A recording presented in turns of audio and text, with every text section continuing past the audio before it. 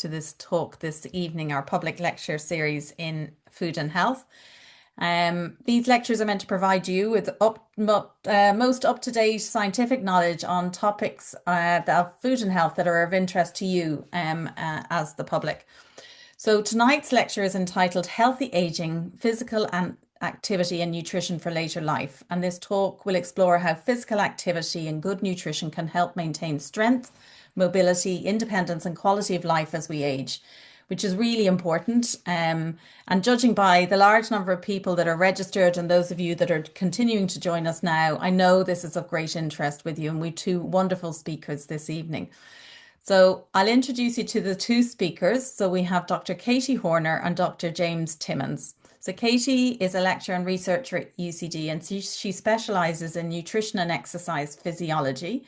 She did her PhD in exercise and nutrition science in Australia and is a registered nutritionist. And she's joined the School of Public Health, Physiotherapy and Sports Science at UCD as a lecturer in sport and exercise in 2017. So she's been with us for quite some time now.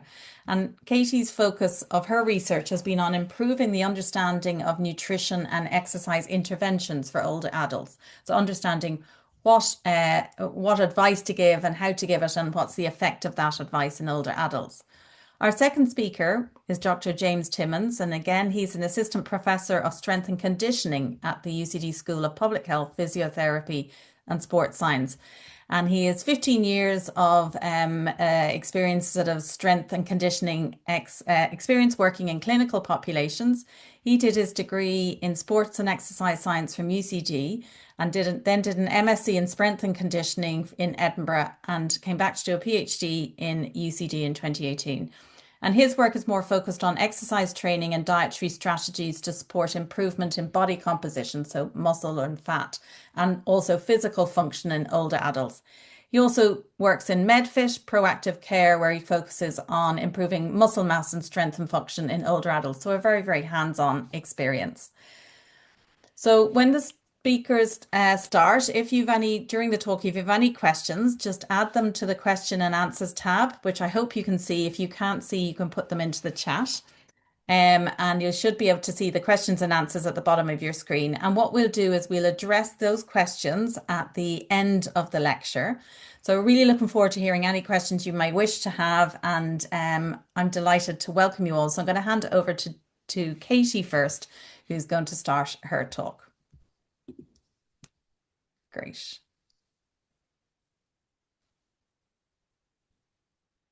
Great. I'll hand over to you, Katy. We can see that now. Okay, that's great. Hi, everyone, and thank you, Eileen, for the introduction. So thank you very much to everyone for joining this webinar with us this evening. So the focus of this public talk, as Eileen said, is on healthy aging, physical activity and nutrition for later life.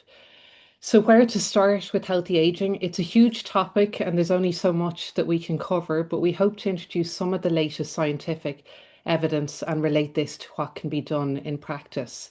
And these are some of the topics that we'll discuss, including daily dietary patterns, the evidence on plant-based diets, supplements, cognitive function, and the role of aerobic and resistance exercise.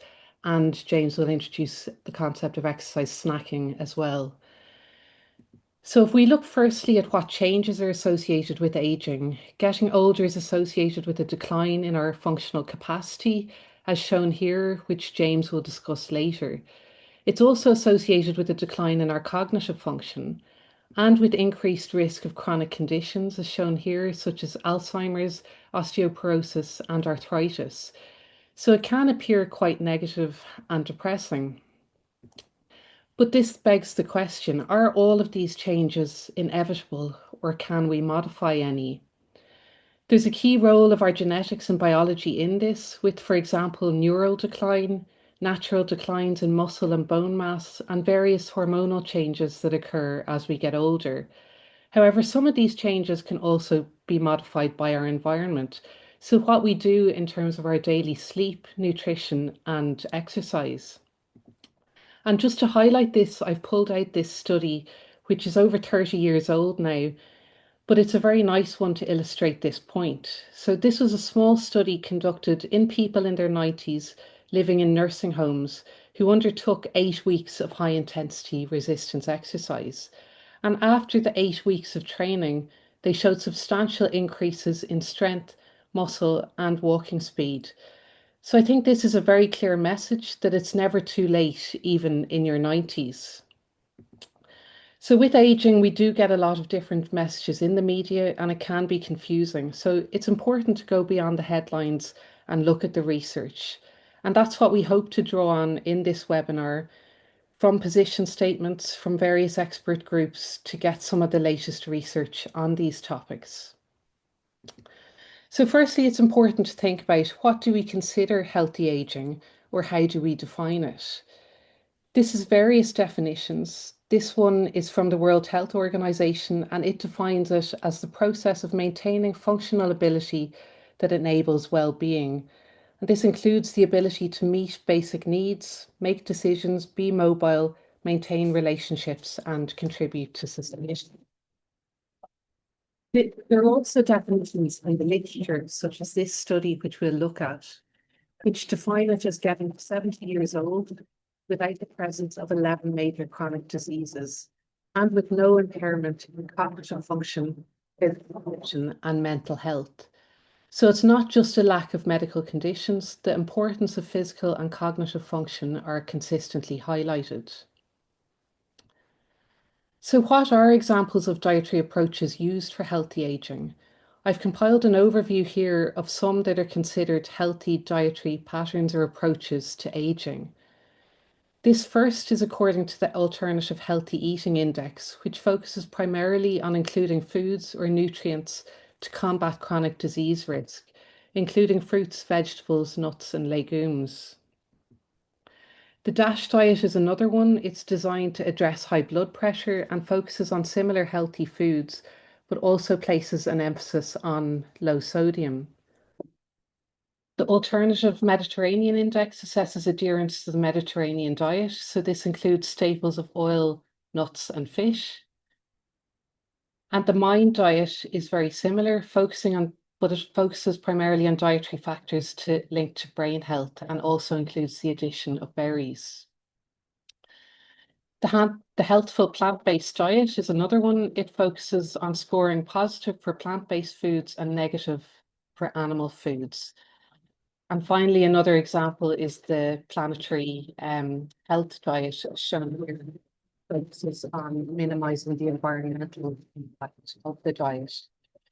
So these are all examples of diets or dietary patterns that have been studied in relation to healthy aging.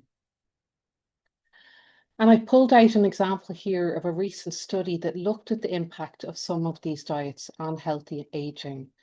So they investigated the association between long-term adherence to the 8 different healthy dietary patterns listed here in blue and its relationship with healthy aging as defined previously. And these are the results in the figure here. So this shows an odds ratio. So anything over the line at 1 means improved odds of healthy aging. So you can see here that all of the odds ratios were above 1, meaning that adherence to all of the dietary patterns investigated were associated with healthy aging. So these are all of these dietary patterns that I just mentioned. They also looked at common factors across all diets and found that regardless of the dietary pattern, a greater intake of fruits and vegetables, of whole grains, of unsaturated fats, of nuts, of legumes, so peas, beans, lentils, and of low-fat dairy were positively associated with healthy aging.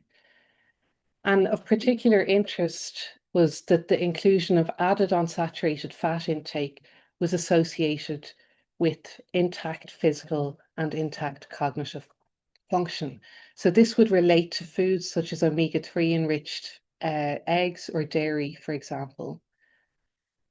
They also looked at negative associations of different foods with aging and greater intake of trans fats, of high sodium intake, of sugary beverages, and of red and processed meats were found to be negatively associated with healthy aging. The role of food processing is another big area of research across the lifespan.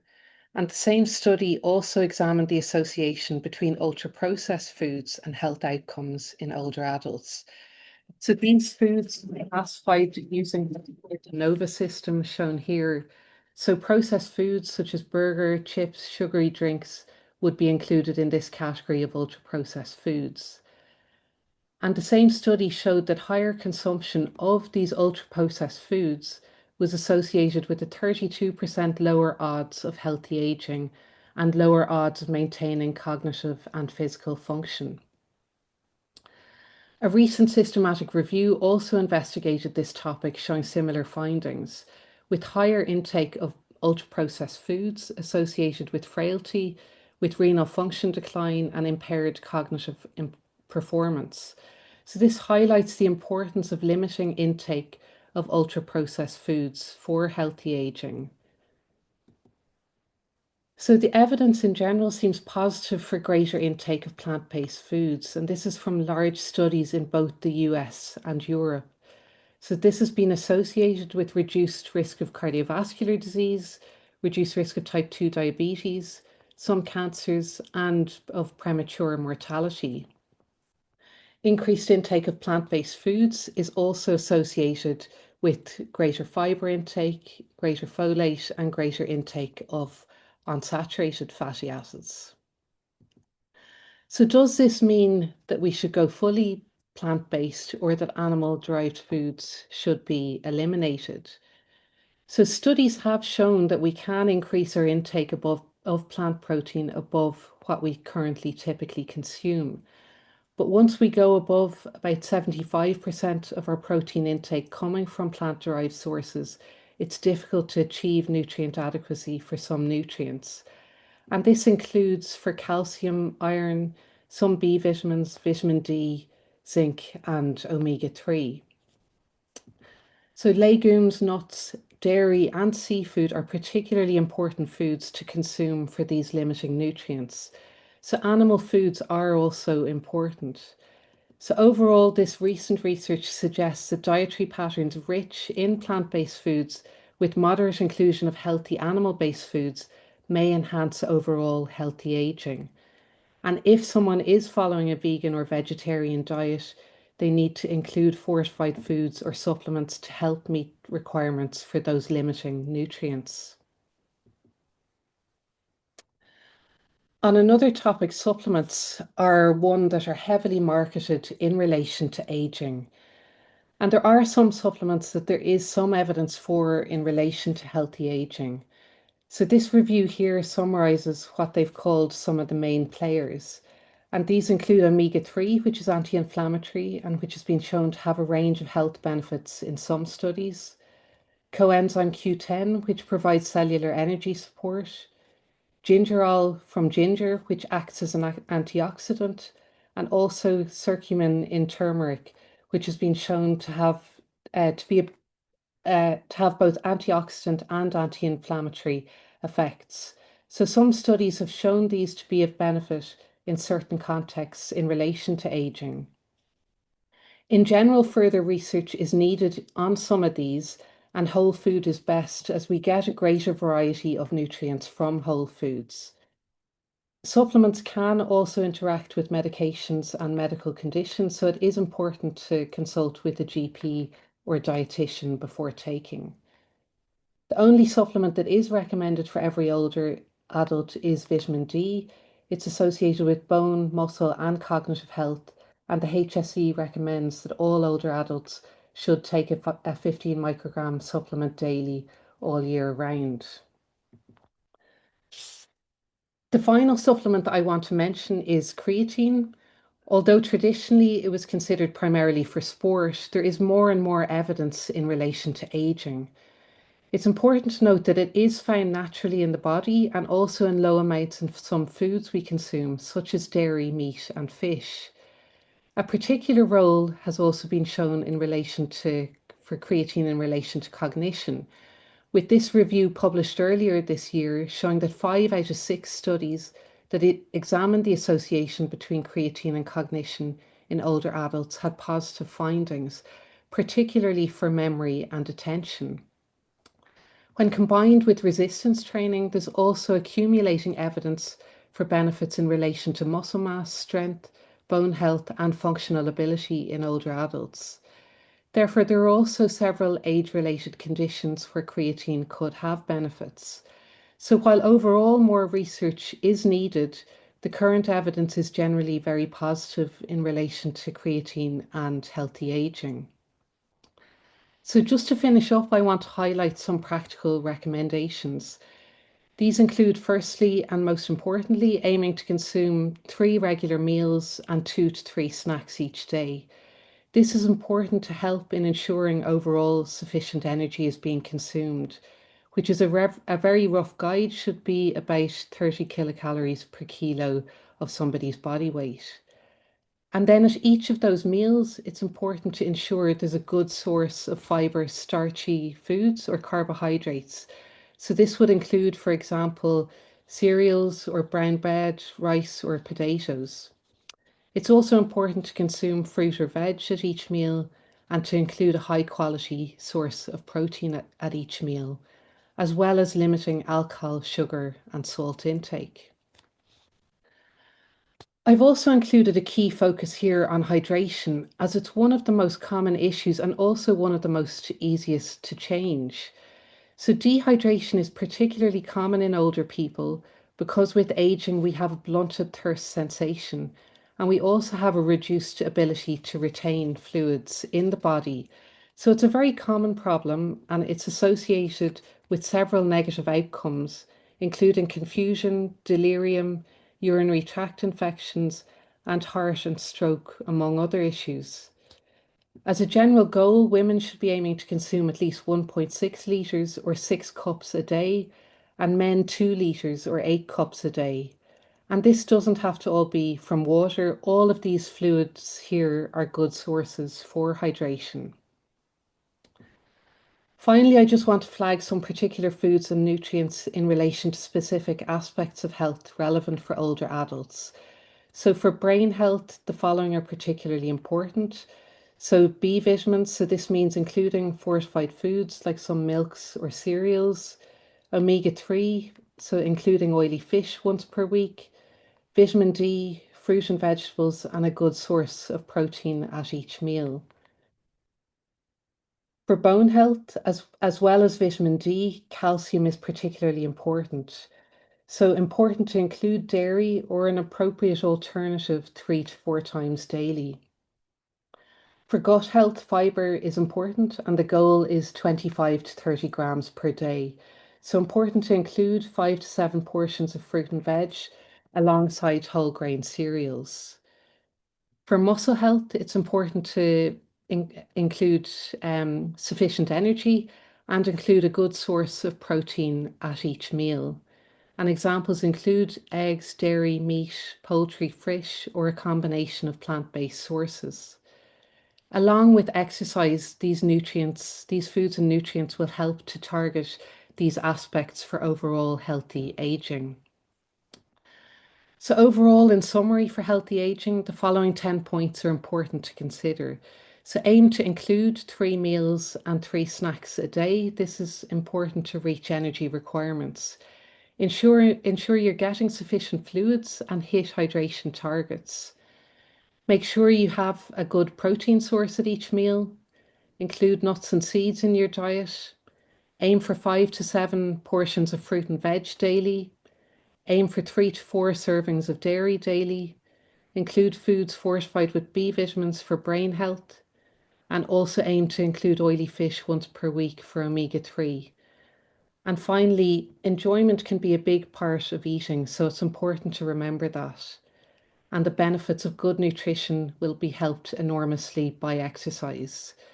So these are some links here to some resources and booklets on nutrition for healthy aging, which I feel are particularly important or are particularly useful for anyone interested.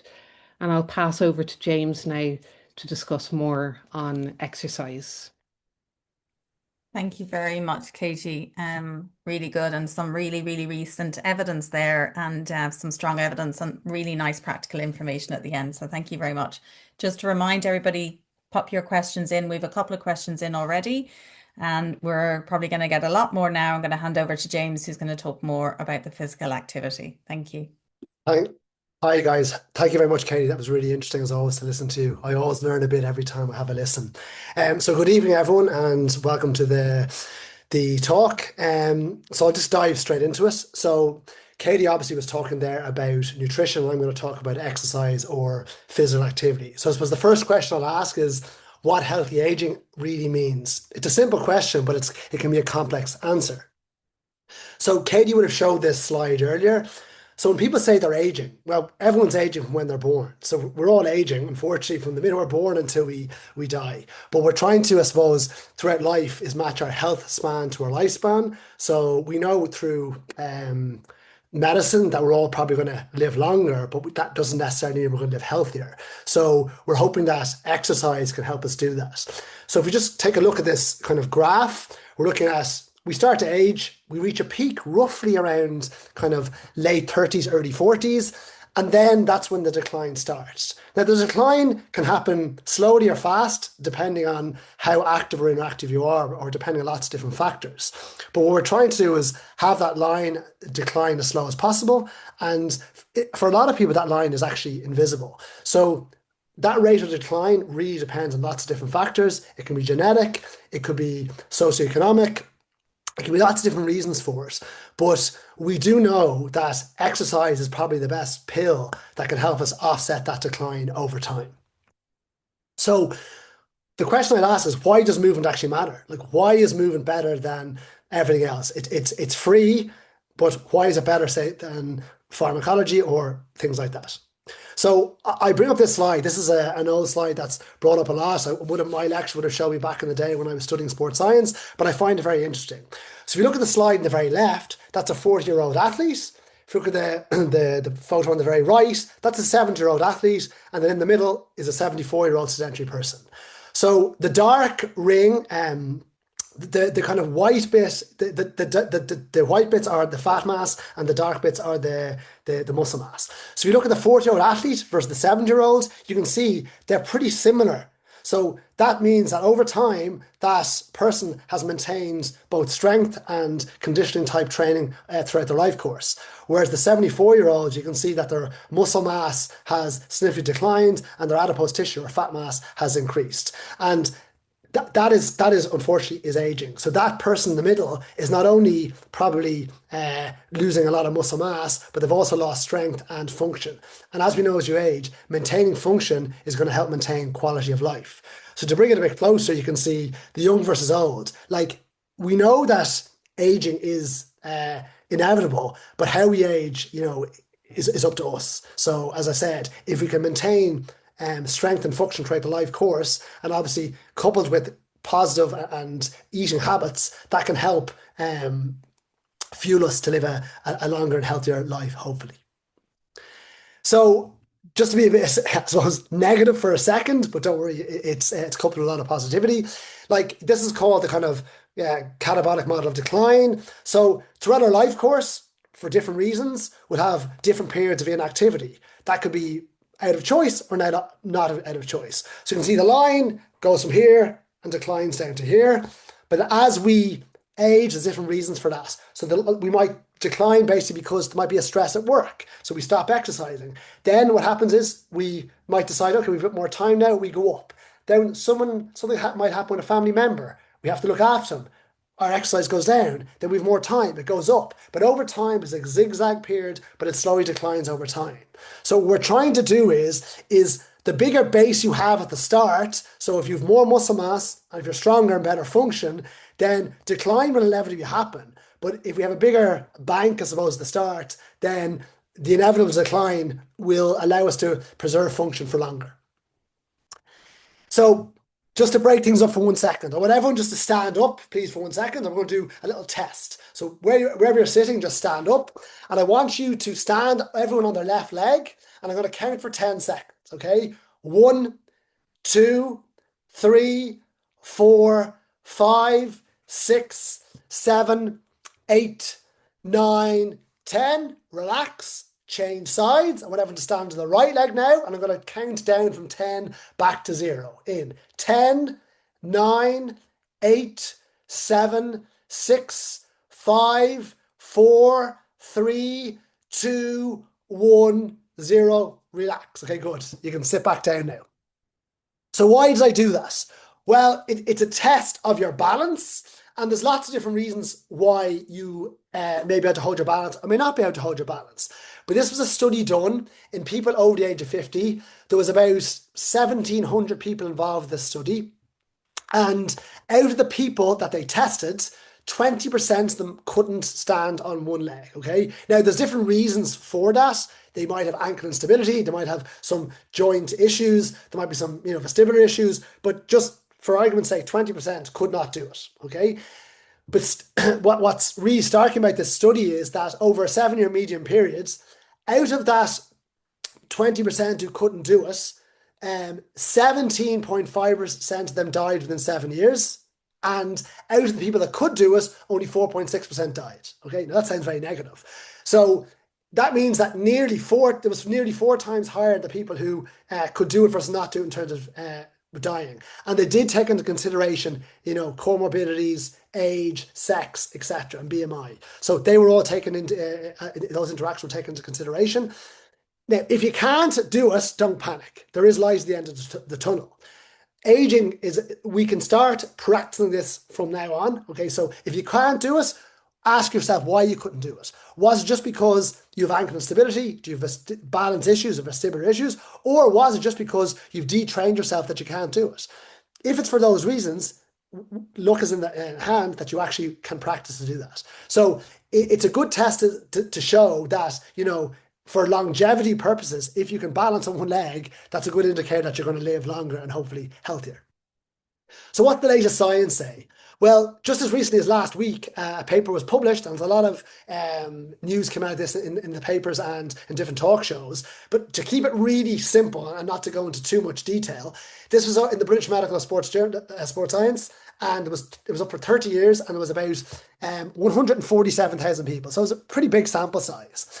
And effectively, people who participated in strength training, this was just strength training only now, okay? And strength training, by the way, is not defined as gym work. It's defined as anything with resistance bands, body weight, or weights, or pushing against a resistance. So it doesn't necessarily have to be in a gym. You could be doing it at home or in the park, but it is going against resistance. And for all-cause mortality, there was a 13% lower risk of dying for people who were actively taking part. Now, this is not a cause and effect, but this is based on 30 years of asking people to follow-ups. Interestingly, though, 19%, nearly 20% of the people, in terms of the low risk of dying of cardiovascular disease, and even though strength training isn't directly related to cardiovascular disease, by doing it, you're not only strengthening the muscle of your body, but the most important muscle of your heart. And even more interesting, which we'll go back to later on, is from a brain and neurological perspective, there was a 27% lower in the risk of dying because of strength training. So strength training is really, really important, as is aerobic training. But in this particular study, you can show the benefit of strength training. In another meta-analysis of 58 different studies, and one of my actual studies was included in this, so I have a particular interest in this one, but ultimately is that for overall thinking, strength came out on top. Obviously for different aspects, so aerobic was next in terms of memory, and for kind of the yoga type stuff, that was helped with planning. And so those different types of training modalities helped with different things. But if we looked at with adults with early memory loss and scans of those, training twice weekly for strength over 6 months protected the right hippocampus and precuneus from shrinkage over 6 months. That's a very positive finding, and it also tracked a 20% lower risk of dying from brain and neurological disease. So again, it doesn't only help muscles instead of strength and function, it helps the heart and also helps with, say, cognitive impairment and neurological dysfunction. So what I want to say is you are never, ever, ever too old to start. So Katy mentioned this study earlier on. If you look at the bottom of the screen there, you see a little kid squatting, and kids naturally squat. But why don't we go from these kids to super granny? Well, it's usually sedentary behavior. But you're never too old to start. There was a study done here. This is a very old study. It was done back in 1990, but it was kind of a seminal paper that it was done with 10 people over the age of 90, and They were training in a nursing home. There was 9 that actually completed the study. So it's a very small sample size. But the positive thing is they'd huge increases in strength. They were doing it 3 times a week, and they were doing different lower limb exercises. They were only doing 8 reps per 3 sets of 8 reps. But what's really interesting is the 2 main things were that the 3 main things, they did it consistently. They always had progressive overload, which meant every 2 weeks they were reassessing their 1 rep max. That's the maximum they could lift at once. So they were reassessing it, and they were lifting 80% of their 1 rep max for those reps. And lastly is, in those 8 repetitions, they were doing each rep for 6 to 9 seconds. So it wasn't just up and down. There was an eccentric phase, which was the lowering phase, and the concentric phase, the upward phase, that was 6 to 9 seconds. And that's been shown over the years, up to now, that they say actually optimally per rep to get the best out of your strength and muscle morphology is a 7-second eccentric concentric phase altogether. So that's like 3 seconds down, pause, 3 seconds up, or vice versa. So it's a really nice study to show that just after 8 weeks, that even at 90 you can improve. So what should we do? So really what happens is, if people are sedentary, what happens is they decrease their physical activity, then they get this loss of function, then they get fear of doing it, then get further loss of function, then they get this fear of falling, then loss of mobility and independence, and then it's just disengagement, and it's just total isolation. But we're going to stop that happening. And how? Well, there isn't one way to skin a cat. There's many ways to skin a cat. So there's no silver bullet, right? There's no one single silver bullet. I like to call it my toolkit or my Swiss Army knife. Okay, so it's and the variety is the spice of life, and that's key. So what I would say is this: something is always better than nothing. So if you're doing nothing at the moment, and you decide to do something 1 day a week, you're going to have massive benefits from that. If you're doing something once a week and you go for twice a week, again, you're going to have huge benefits. But if you're doing something already 4 times a week and you go to 6, yes, you'll have benefits, but the benefits are less. So what I'm trying to say is, if you're doing nothing, don't panic. We know through the evidence and also through my own experience with the many other adults I dealt with over the time, that something's better than nothing. And if you start now, going from nothing to a little, you make massive, massive, massive benefits. So please just start. So what the latest position stand actually says, so the American College of Sports Medicine has recently come out in 2026, and it's a much better paper that they've done from many years ago. But effectively, the recommendations are train twice a week, all the major muscle groups, so like back, arms, legs, biceps, triceps, chest, the six-pack area, etc. Any form of resistance training counts. That means it doesn't have to be gym orientated. It can be band related or body weight, and keep it simple. So the KISS principle, KISS, keep it simple, stupid. So don't complicate it, and do something you like doing. Another really good paper that came out in 2024 was a guy called Miguel Esquerdo. He's from Spain. Excellent guy, really, really good. This is a massive paper. So to summarize this, exercise is something that a lot of pills can't do. Okay, so exercise has side effects, but they're excellent side effects. Increased cardiovascular fitness, make yourself feel better, improve quality of life, just having more energy. So who doesn't want those side effects? I do, It's often safer than medication, and one treatment can help manage heart disease, can help control diabetes, your blood sugar levels, can help, it can't help necessarily cure cancer, but it can certainly help prevent it, and it can help through chemotherapy, it can help with Alzheimer's, it can help with dementia, etc. So, how to break this down? The recommended guidelines are 150 minutes a week. So normally a GP or a physiotherapist might tell you, or an exercise specialist, that could be 5 half-hour walks a week. That's absolutely fine.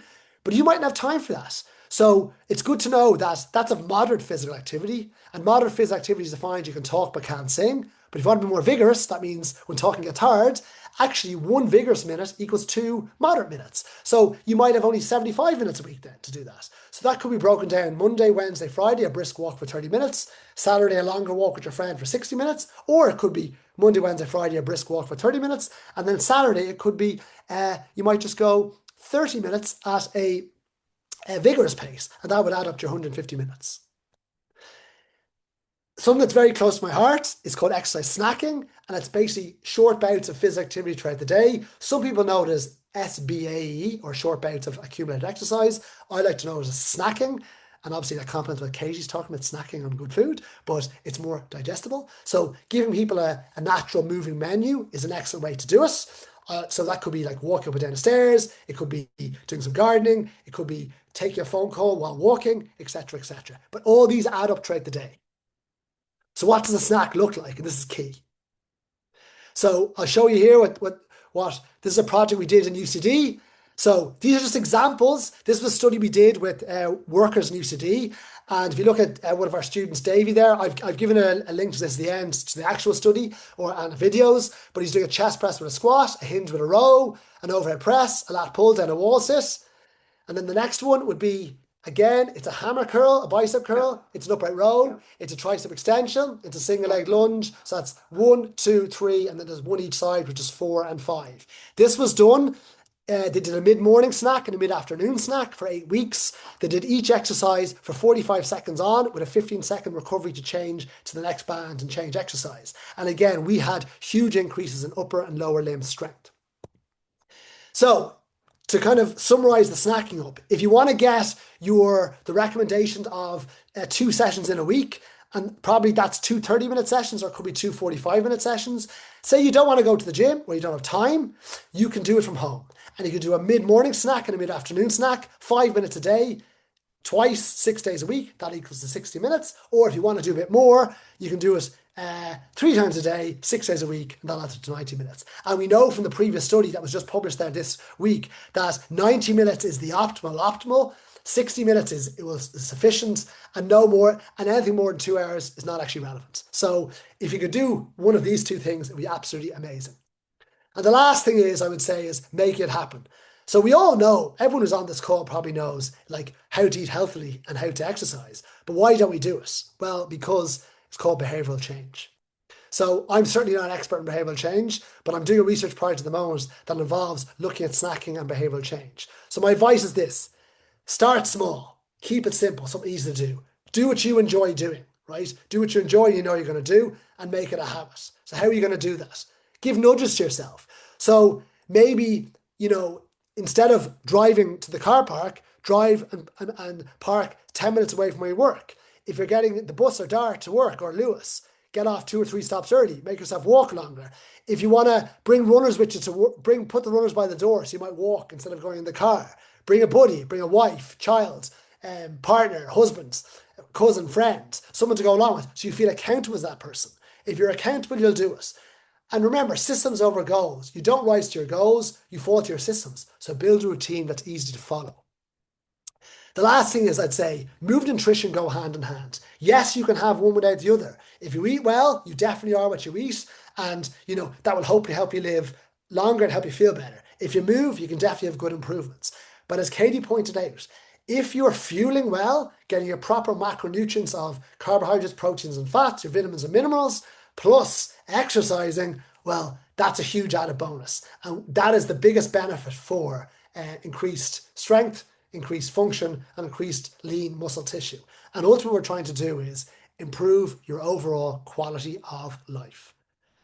What I'll say is this: remember, age is just a number. There's your biological age and your chronological age. So your chronological age might tell you you're 70, 80, 50, whatever it is, but that doesn't necessarily mean it's your biological age. So don't let your number decide, your age decide what you can or can't do. It's how you feel. And you're only, remember, you're only as old as you feel. So if you can move well, go for it. Don't let the GP say, oh, you're 70 or 80, If, you should be carrying those shopping bags in, you should be walking the stairs, because the more you do as you age, the better you're going to live and the healthier you're going to live. So just age is just a number. So your last take-home message is this: something is definitely always better than nothing. You're never too old to start. Add some sort of form of strength or resistance training in twice a week, whether it's through overall sessions, in a gym, body weight or resistance bands, or it's through snacking. Do what you enjoy as you'll keep doing it. Remember, you can bank it in small elements. In the morning, breakfast, lunch, dinner, morning, afternoon, small segments throughout the day. And remember, pair this with good nutrition. If you add good nutrition with good movements, That adds fuel to the stimulus, which gets you overall stronger. And I'll leave you with this quote. It does not matter how slowly you go, as long as you do not stop. And there's some resource and links to the first two are to do with snacking, and then there's a bit to Vivi Freya with different resources. So thank you very much. I hope you enjoyed it.